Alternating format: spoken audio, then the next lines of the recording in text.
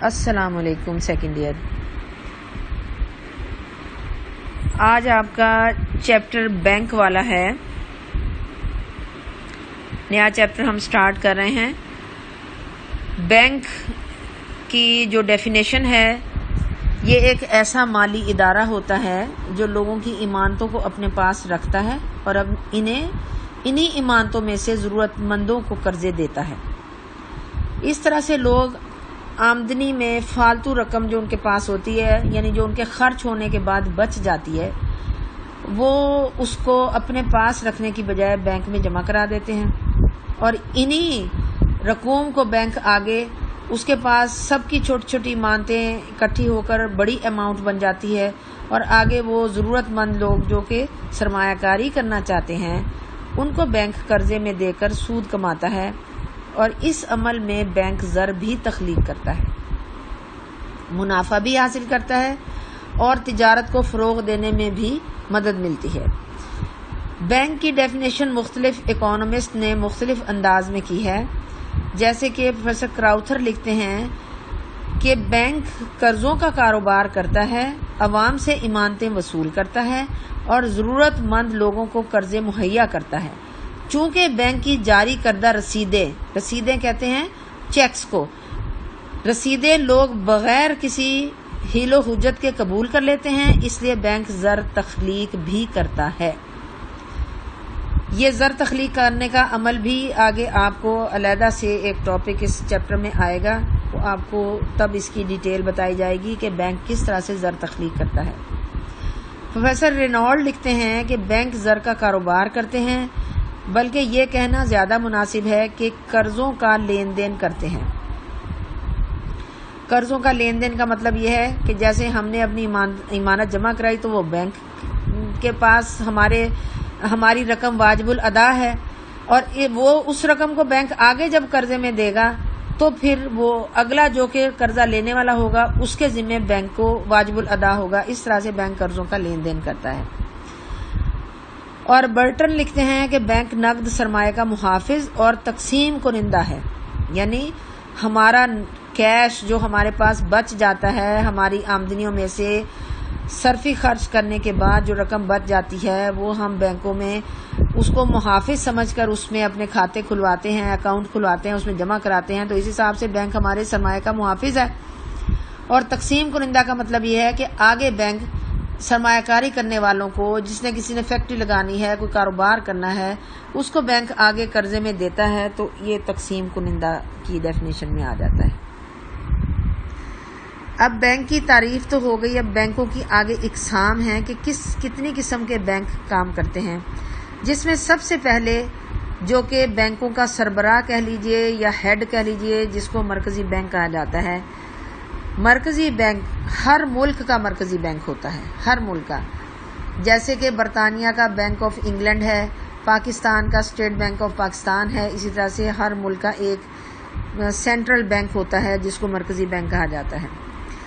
مرکزی بینک کا کام کیا ہے کہ کسی ملک کے نظام زر، نظام سرمایہ اور نظام بینکاری کو مستحکم، متحرک اور جدید خطوط پر استوار کرنے میں مرکزی بینک اس ملک میں اہم کردار ادا کرتا ہے۔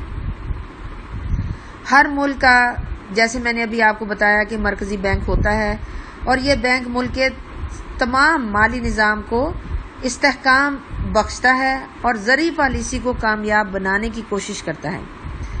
زرعی پالیسی، مانیٹری پالیسی، جو زر سے ریلیٹڈ اسٹیٹ بینک کی پالیسی ہے، یہ اس کو کامیاب بنانے کی کوشش کرے گا، اور ملک میں قیمتوں میں استحکام رکھنے کی کوشش کرے گا۔ استحکام رکھنے کا مطلب نہ تو قیمتیں اتنی زیادہ ہوں کہ جس کو ہم افراط زر کہتے ہیں اور لوگوں کی اپروچ سے چیزیں باہر ہو جائیں، نہ ہی قیمتیں اتنی کم ہوں جسے تفریط زر کہا جاتا ہے۔ یہ دونوں ہی چیزیں، افراط زر اور تفریط زر، کسی بھی اکانومی کے لیے خطرناک ہوتی ہیں۔ اس لیے مرکزی بینک کا مین کام یہ ہوتا ہے کہ وہ ملک کے اندر زرعی استحکام پیدا کرے، تاکہ نہ افراط زر جنم لے اور نہ ہی تفریط زر پیدا ہو۔ نفع کمانا اس بینک کا ثانوی حیثیت رکھتا ہے، اس کا مین کام نفع کمانا نہیں ہوتا، جبکہ جتنے بعد میں آپ کو پڑھاؤں گی میں تجارتی بینک جتنے بھی ہیں ان کا مین جو کام ہے وہ نفع کمانا ہوتا ہے، لیکن سینٹرل بینک کا مین کام نفع کمانا نہیں ہے۔ سینٹرل بینک کا یہ ثانوی حیثیت رکھتا ہے نفع کمانا۔ یہ بینک ملک کے تمام تجارتی بینکوں کو کنٹرول کرتا ہے، جیسے میں نے آپ کو سٹارٹ میں کہا کہ یہ بینک تمام بینکوں کا سربراہ ہے۔ مختلف ملکوں میں اس کے مختلف نام ہیں، جبکہ فرائض سب کے ایک جیسے ہی ہوتے ہیں۔ جیسے میں نے آپ کو بتایا کہ پاکستان کا اسٹیٹ بینک آف پاکستان ہے، جو کہ 1 جولائی 1948 کو قائم ہوا تھا۔ ہندوستان میں اس کا نام ریزرو بینک آف انڈیا، انگلستان میں جو اس کا سینٹرل بینک ہے اس کا نام بینک آف انگلینڈ، امریکہ میں جو ان کا سینٹرل بینک ہے اس کا نام فیڈرل بینک آف امریکہ ہے۔ اور پروفیسر ڈی کوک مرکزی بینک کی تعریف کرتے ہوئے لکھتے ہیں کہ مرکزی بینک کا اولین مقصد نوٹ جاری کرنا ہے اور زر کی قدر کو مستحکم رکھنا ہے۔ نفع کمانا اس کے لیے ثانوی حیثیت رکھتا ہے۔ دوسرے نمبر پہ ہے آپ کا تجارتی بینک۔ مرکزی بینک کے علاوہ ملک میں تجارتی بینک ہوتے ہیں جو کہ نفع کمانے کی غرض سے وجود میں آتے ہیں، یعنی ہر تجارتی بینک، آپ کے ملک میں بہت سارے تجارتی بینک کام کر رہے ہیں، جس میں آپ MCB لے لیجئے، UBL لے لیجئے، HBL لے لیجئے، پرائیویٹ سیکٹر میں ڈھیر سارے بینک کام کرنے ہیں، بے شمار ان کے نام ہیں، بینک الفیصل ہے، بینک الفلاح ہے، بینک الحبیب ہے۔ یہ اس طرح کے تمام بینک جو ہیں یہ تجارتی بینک ہیں جو اپنے نفع کمانے کی غرض سے اپنا کام کاروبار کرتے ہیں۔ ایک طرف یہ لوگوں کی ایمانتوں کو جمع کرتے ہیں اور دوسری طرف یہی رقوم تاجروں، صنعت کاروں اور دوسرے ضرورت مند لوگوں کو قرضے پر دے کر سود کماتے ہیں۔ اس طرح سے یہ بینک ملک میں صنعتی، تجارتی، کاروباری ترقی کے لیے اہم کردار ادا کرتے ہیں۔ پاکستان میں national bank, Habib bank, united bank, Muslim commercial bank, allied bank, bank of Punjab, first women bank, Askari bank, bank Alfalah, Faysal bank, میزان بینک، یہ سب تجارتی بینکوں کی اقسام ہیں۔ تجارتی بینک جو ہیں وہ دو طرح کے ہوتے ہیں، ایک فہرستی بینک یا شیڈولڈ بینک اور دوسرے غیر فہرستی بینک۔ فہرستی بینک جسے شیڈولڈ بینک کہا جاتا ہے، یہ ایسے بینک ہیں جنہیں کاروبار شروع کرنے سے پہلے مرکزی بینک سے اجازت لینا پڑتی ہے باقاعدہ، اور ان کے سرمایہ کی کم از کم حد کا تعین بھی مرکزی بینک کرتا ہے۔ یہ اس بات کے بھی پابند ہوتے ہیں کہ اپنی ایمانتوں کا کچھ حصہ مرکزی بینک کے پاس بطور محفوظ سرمایہ جمع کروائیں گے تاکہ برا وقت آنے پر مرکزی بینک ان کا آخری سہارا بنتے ہوئے ان کی مدد کر سکے۔ پاکستان میں national bank, Habib bank, united bank, allied bank, Muslim commercial bank وغیرہ یہ سب فہرستی بینک ہیں۔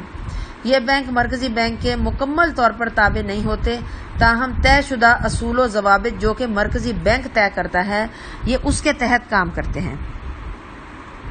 دوسرے غیر فہرستی بینک ہیں جسے نان شیڈولڈ بینک کہا جاتا ہے۔ یہ ایسے بینک ہیں جن کی کاروباری سرمایہ کی کم از کم حد مقرر نہیں کی جاتی، یعنی سینٹرل بینک مقرر نہیں کرے گا، وہ جتنے سرمایہ سے چاہیں کاروبار شروع کر سکتے ہیں۔ وہ نہ تو اس بات کے پابند ہیں کہ اپنی ایمانتوں کا کچھ حصہ بطور محفوظ سرمایہ ملک کے مرکزی بینک کے پاس جمع کرائیں، اور نہ ہی مرکزی بینک پر یہ فرض عائد ہوتا ہے کہ وہ ان کی مدد کرے، یعنی جب ان کو کہیں سے سہارا نہ ملے تو مرکزی بینک کی رسپانسبلٹی نہیں ہوتی کہ وہ ان کو آخری سہارا ان کا ثابت ہو۔ پاکستان میں کوآپریٹو بینک جتنے بھی ہیں وہ اس قسم کے بینک ہیں۔ پھر اس کے بعد ہے صنعتی بینک۔ صنعتی بینک جیسے کہ آپ کو اس کے نام سے پتہ ہے، انڈسٹریل بینک، یہ صنعت کو ترقی دینے کے لیے قائم کیے گئے تھے۔ یہ تجارتی بینک ہوتے ہیں، ان کے فرائض صنعتوں کو ترقی دینا۔ یہ بینک بھی عام لوگوں کی ایمانتوں کو جمع کرتے ہیں، انہیں صنعت کاروں کو قرضہ دینے کے لیے ان ایمانتوں کو استعمال کرتے ہیں۔ ان کا سب سے اہم کام یہ ہے کہ ملک میں صنعتی ترقی کو فروغ دیں۔ یہ بینک صنعت کاروں کو چھوٹی اور درمیانی اور طویل مدت کے قرضے دیتے ہیں۔ یہ قرضے ملکی کرنسی، زر مبادلہ دونوں صورتوں میں دیے جاتے ہیں۔ پاکستان میں صنعتی ترقیاتی بینک اور پاکستان صنعتی قرضے اور سرمایہ کاری کی کارپوریشن اس قسم کے بینک ہیں۔ چوتھے نمبر پہ ہے زرعی بینک۔ جیسے کہ آپ کو اس کے نام سے پتہ ہے، یہ زراعت کی ترقی کے لیے قائم کیا گیا تھا۔ یہ بینک زراعت کی ترقی کا ذمہ دار ہے اور اہم کردار ادا کرتا ہے۔ اس بینک کا اولین مقصد زراعت پیشہ لوگوں کو درمیانی، چھوٹی اور لمبی مدت کے قرضے فراہم کرنا۔ کیوں قرضے لینا چاہتے ہیں؟ یہ فراہم کرتا ہے کہ تاکہ ذمہ دار یا کاشتکار کھاد خرید سکے، بیج، ادویات، ٹریکٹر، ٹیوب ویل وغیرہ، تھریشر وغیرہ دیگر آلات خرید کر زراعت کو جدید خطوط پر استوار کیا جا سکے۔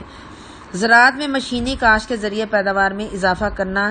یہ بینک کاشتکاروں کو آسان شرائط پر قرضے دیتا ہے، انہیں ضروری مشورے بھی دیتا ہے۔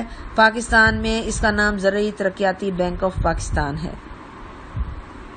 پھر ہے زر مبادلہ کے بینک۔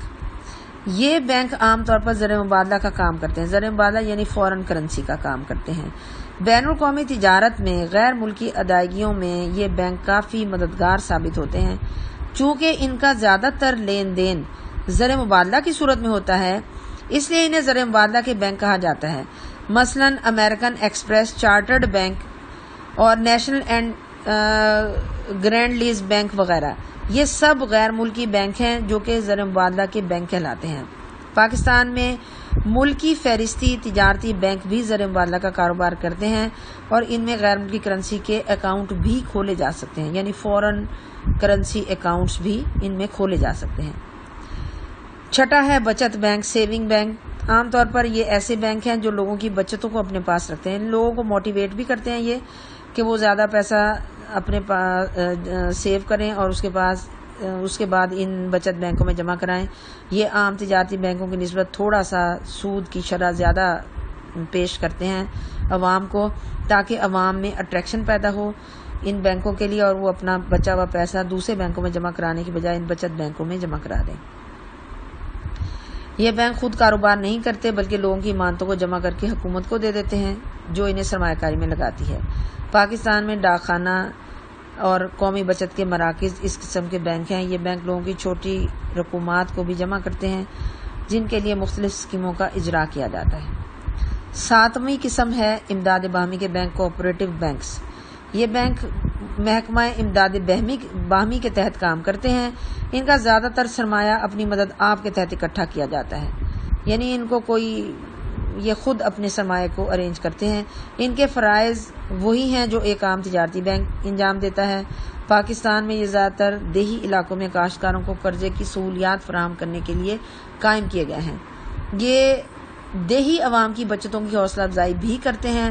پاکستان میں ذمہ دارہ کوآپریٹو بینک امداد باہمی کے بینک کی ہی ایک قسم ہے۔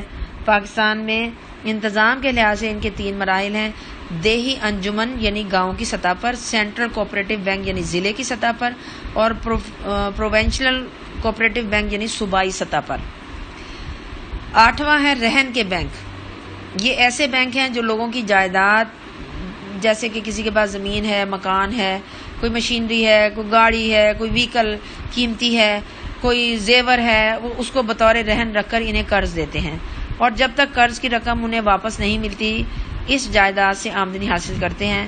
مثلا مکان کرایہ مکان کا یا زمین کی پیداوار جو رہن رکھی گئی تھی وہ بینک کی آمدنی کا حصہ ہوتی ہے۔ عام طور پر نان شیڈولڈ بینک اس قسم کا کاروبار کرتے ہیں۔